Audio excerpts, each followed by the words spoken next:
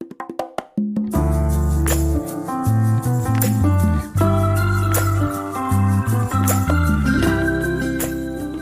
not Sydnia, and welcome to the community.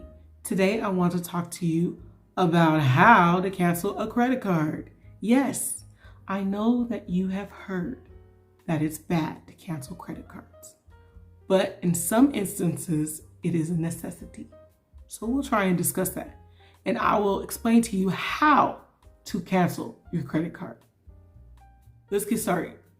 First off, canceling your credit card is a few-step process. It's not hard. You can do it. I did it the wrong way, but I did get positive results in the end. I will explain what I did and what I ended up doing to correct what I did. Okay?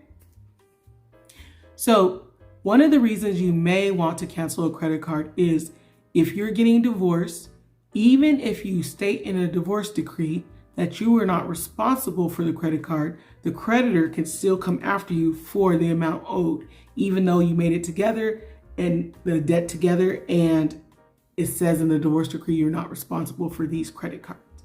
So in that case, you would want to cancel the credit card.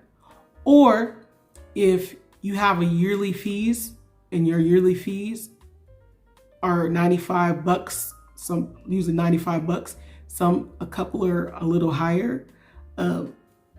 If you don't use that card that often, and every year you're getting charged $95, so now you're carrying a balance on a card you barely use, and there are no great cashback savings, there's no point in that.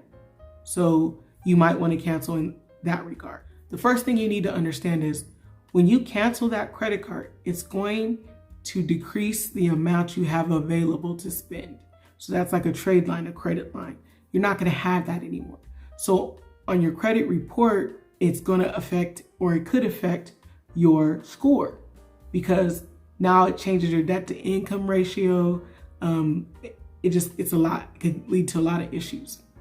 But if you first pay down all your credit cards to zero, see, people think you just pay the card to zero and cancel the card.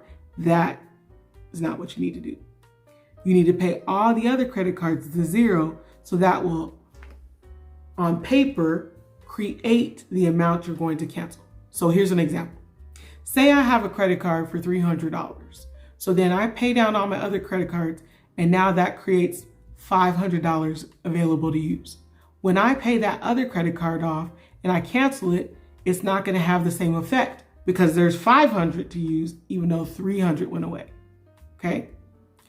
Also, consider getting another credit card that has a higher open amount. So say I have a $300 credit card that has a yearly fee of $95.